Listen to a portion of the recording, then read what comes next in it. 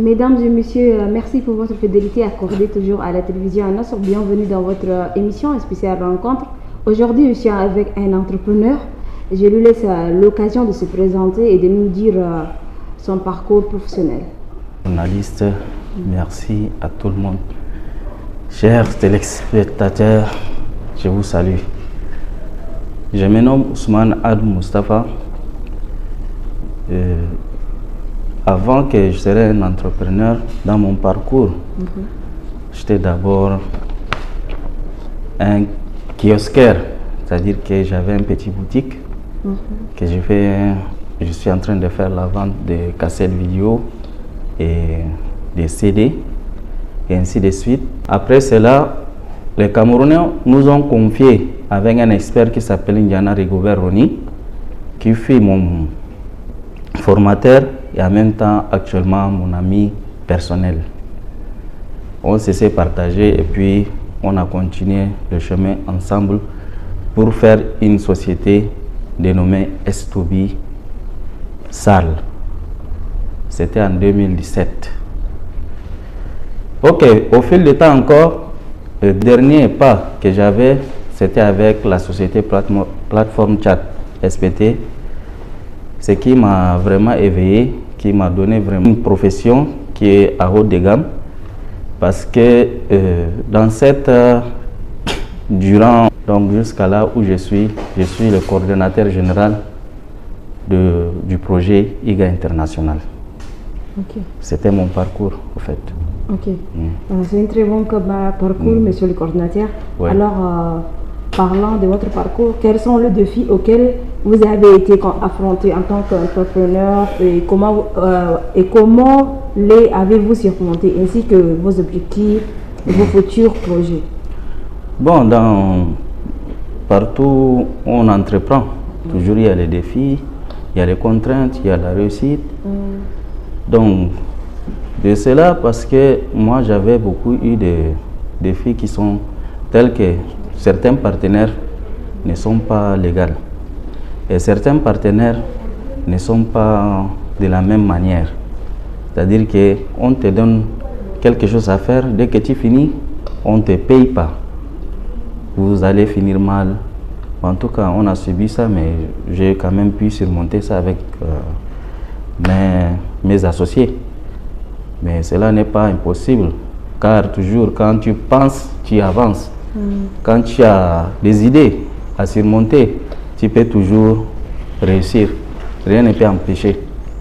Et c'est là dans le futur où je me suis dit pourquoi pas, dans ce que je fais actuellement comme en tant que coordonnateur, il faut absolument créer quelque chose de très spécial au-delà même de là où on est actuellement. Parce que dans le concept IGA, moi je fais quelque chose de réaliste et qui va beaucoup aider les jeunes et beaucoup aider même le monde entier, pourquoi pas, parce qu'on est à l'international. Donc dans la marque IGA, nous avons beaucoup de filiales. C'est-à-dire quoi, ce n'est pas seulement les couches. Il y a les couches d'abord jetables, il y a les couches culottes, il y a les lingettes nettoyantes, il y a les garnitures pour les femmes, ainsi de suite, beaucoup de produits. Mais c'est toujours le nom IGA, c'est la marque déposée. Bon, dans de parler là, j'ai proposé même à mon PCA, donc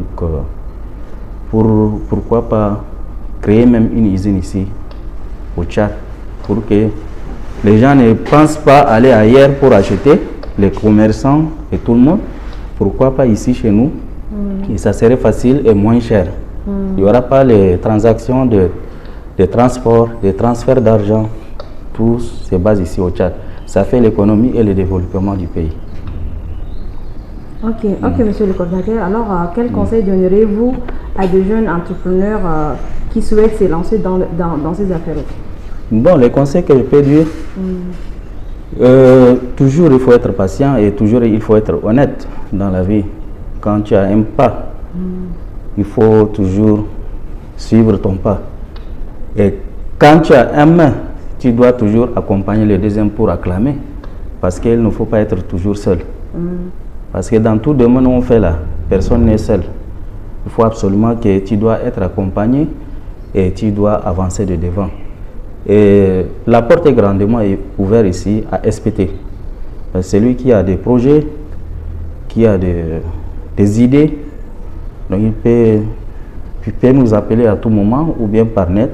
On peut se concerter et puis comment voir finaliser un projet ensemble. J'appelle à tous les jeunes, ceux qui ont des projets, on peut s'asseoir et s'accompagner. Et à part ça, dans notre côté du projet IGA International, dès qu'on lance, actuellement on est en train de lancer les couches culottes d'ici décembre, fin décembre, d'ici 2024, on va lancer les couches culottes. Dès qu'on lance les couches culottes, pourquoi ne pas avoir des jeunes? Pourquoi ne pas avoir des jeunes qui peuvent poster et travailler? C'est ça l'avantage que je donne à tout le monde. Ok.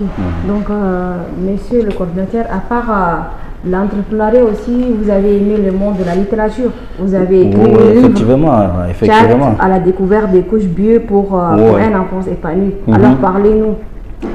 Oui, quand vous lisez, c'est écrit chat d'abord, et deuxièmement, à la découverte des couches bio pour une enfance épanouie. C'est-à-dire, pour moi, les enfants sont très, très essentiels. Et pourquoi pas aviser les parents par les médias ou bien par, en tout cas, la sensibilisation de bouche à oreille. Donc, c'est pour cela que j'ai annoté ceci. C'est une sorte de sensibilisation pour que les parents comprennent qu'il y a beaucoup de marques de couches qui sont là au marché. Et c'est pas toutes les couches sont de la même qualité. Il y a comment dirais-je, il y a les hauts de gamme, moyen de gamme et bas de gamme. 3 paliers de couches. Donc le parent qui ne comprend pas, il va prendre ce qui est bas de gamme, il achète, il met à son enfant et c'est plastifié. Ça va brûler l'enfant, il va l'amener à l'hôpital, il va dire que son enfant est malade, il y a les rouges-fesses, il y a ceci, cela, on achète les médicaments. Donc je fais une sorte de sensibilisation pour diminuer tout ça et pour que les parents comprennent qu'il y a Couche IGA qui est là, la solution pour tous nos bébés. Voilà.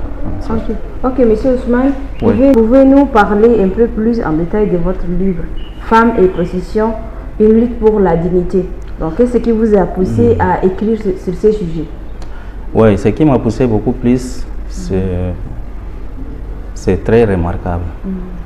Et ça m'a vraiment touché. Quand vous voyez la page de couverture que je fais, c'est noir, non? Oui.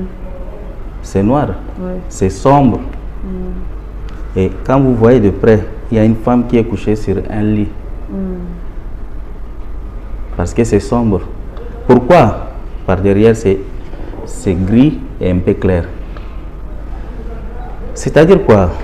Toujours quand on fait de mal, c'est dans l'obscurité. Toujours on fait des choses qui ne sont pas bonnes, c'est toujours dans l'obscurité.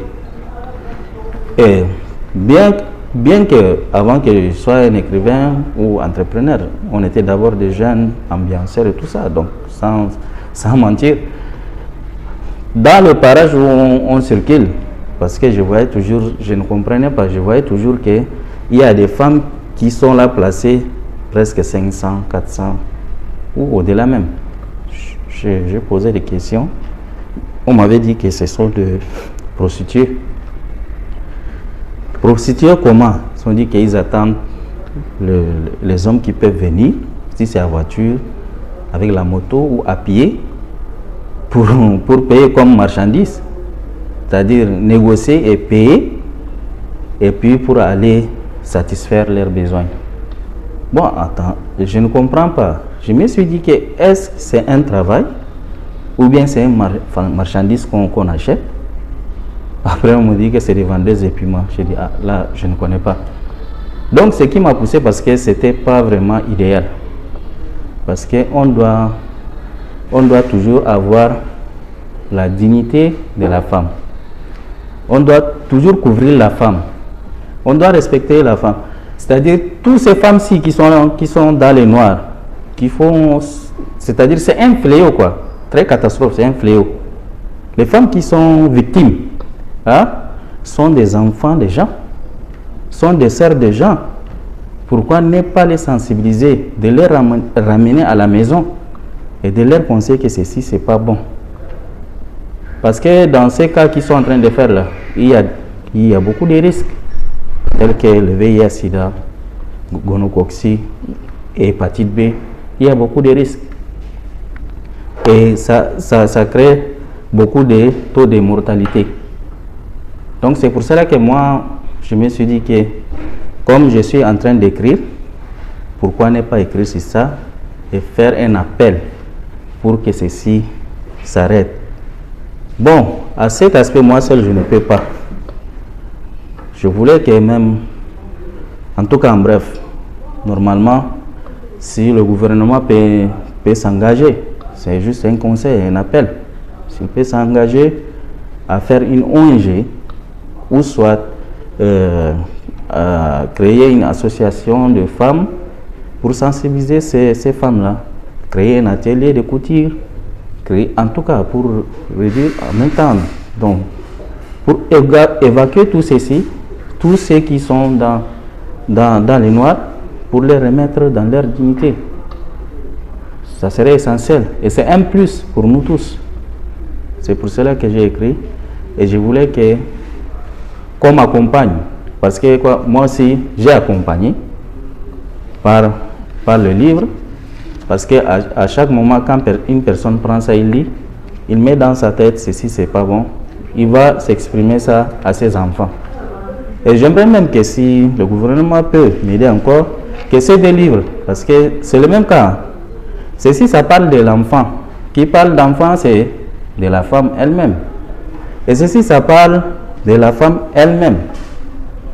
Donc, s'ils peuvent accompagner, pour même distribuer dans les différentes écoles, les centres de santé, donc, pour avoir seulement juste des conseils pour les parents qui ne sont pas victimes et pour récupérer leurs fils et sœurs. C'est juste ça. Voilà. Okay. Donc, Ousmane, c'est déjà la fin de cette émission. Donc, avez-vous un mot de fin dans cette émission? Bon, je remercie toute l'équipe de FM qui est vraiment très brillant et très encadré. Et je suis vraiment heureux d'être accompagné avec vous. Et on ne s'arrête pas là, parce que quand vous voyez, j'ai écrit des livres. J'ai pensé jusqu'à la fin d'année, je peux faire 100 livres. Parce que, surtout, femmes là, quand j'ai sorti le livre ici, ils ont dit que à la cérémonie de mon dédicace là, ils ont dit pourquoi pas homme prostitution. J'ai dit attendez, ça c'est le tome d'abord 1, j'ai jusqu'à tome 10. On va voir la suite. Mesdames et messieurs, c'est la fin de votre émission spéciale rencontre. Aujourd'hui, je puis échanger avec un jeune entrepreneur, Ousmane. Il est entrepreneur et en même temps, il a embrassé le monde de la littérature. Donc, il vient d'écrire un livre, Femmes et prostitution, au Tchad, une lutte pour la dignité, et en plus, Tchad à la découverte de couches bio pour une enfance épanouie. Donc, c'est la fin de cette émission. Restez toujours en compagnie de nos programmes. Au revoir et à la semaine prochaine avec un autre numéro.